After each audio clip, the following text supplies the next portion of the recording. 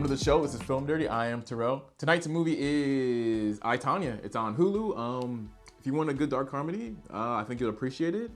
I guess if you're old enough to remember the sort of 24-hour news cycle of the Tonya thing, I think you'll really appreciate it. If not, whatever. Who cares? Watch it. We'll talk about it. We'll have fun.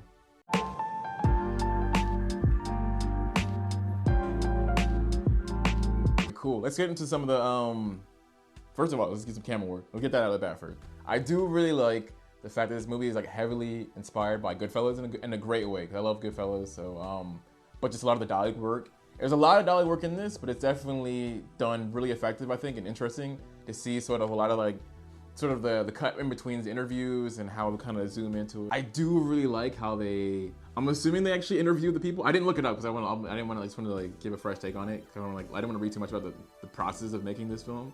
But I really like how, at least the perception is, they probably filmed real interviews and then had the actors sort of reenact those interviews and then take those reenactments and intercut it throughout the fictional movie. What you think about it, that's kind of a head trip, because then you have the actual actors in the movie kind of looking at the cameras and explaining it. Or maybe not, sort of a flashback, I guess.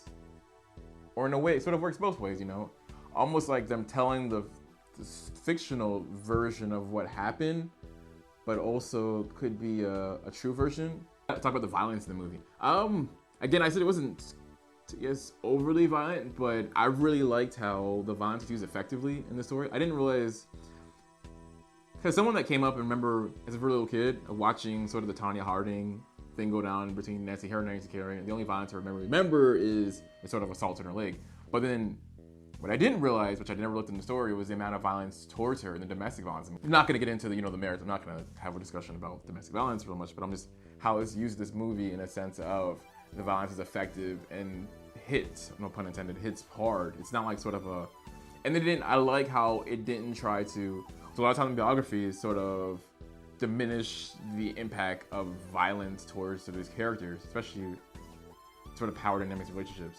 Because I thought it was really interesting how the husband was this sort of started to this, you think, well, I didn't read too much into it, not like funny, but just how he seems like this sweet boy next door kind of thing, and then you see him become sort of this monster, like almost, I believe like a jealous type of figure, where she's like this, she's blossoming into this very, a force to be reckoned with. She's got these great dreams, and he's singing that thing.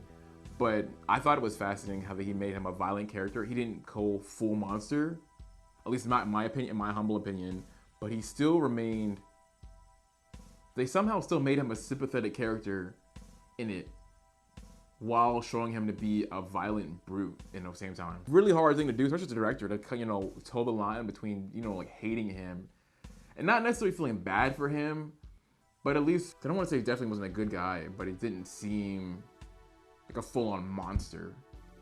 I do appreciate how it's a full-on criticism of the American dream, of her in the beginning aspiring to be more and her mother being more, and then kind of showcasing that privilege, but in a way that didn't seem disingenuous. Like I feel like you're in there with her, your fight with her, and she's just like, why won't you accept me? And I like how normally type of movies, they sort of,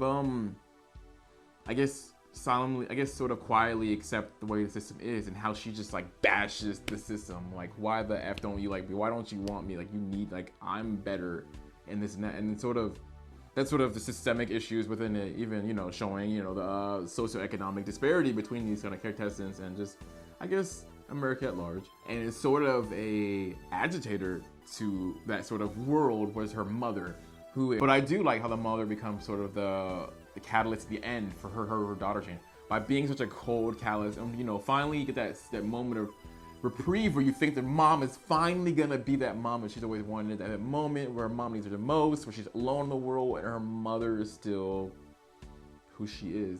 And even not so, I shouldn't even say who she is. Devolved even more, I should say, because then obviously when she gets the opportunity to at least be callous and the suck it up daughter and give her at least a modicum of hope, she tries to manipulate and exploit her daughter. But that, in a sense, gives her daughter a gift, which is to almost accept the world as callous and cold and apathetic, and use that as her armor to go on and be who she can be in the American dream and thrive. Not necessarily the best way, but in a way that that Tonya can finally navigate in this world that she doesn't understand. Like, probably the most disgusting, uses makeup tests and they use it for the film because they like how the character is. But in the movie, it is really impactful because it gives you that reprieve in a quiet way, and you see her finally be vulnerable in a way I think that was very organic.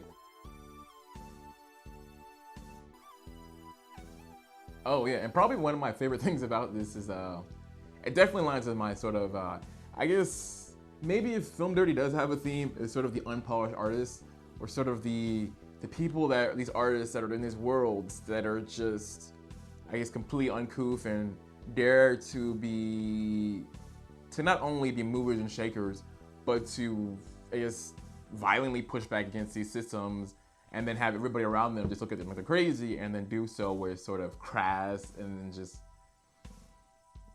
whatever, I guess, no holds barred way of trying to shake up the world. I guess it's really interesting to see how we deal with these sort of pop culture icons, or we treat as characters, and we do forget that they're real life people. I think the thesis of this film could be maybe just having a little more compassion, you know, just a little more empathy for each other. That maybe what could have happened, you know, because Tonya was an amazing skater, first woman to do a triple axel.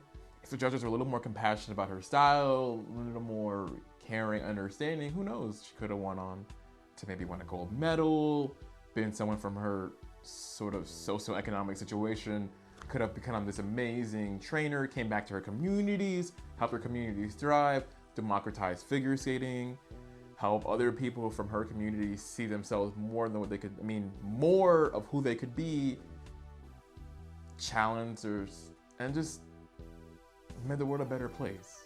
But, you know, does it really hurt to be a little more compassionate? Thanks for watching. Let me know what you think. Of course, if you have any weird theories about this movie or any recommendations of other movies that you want to do, let me know. Thanks for watching again. All right, have fun.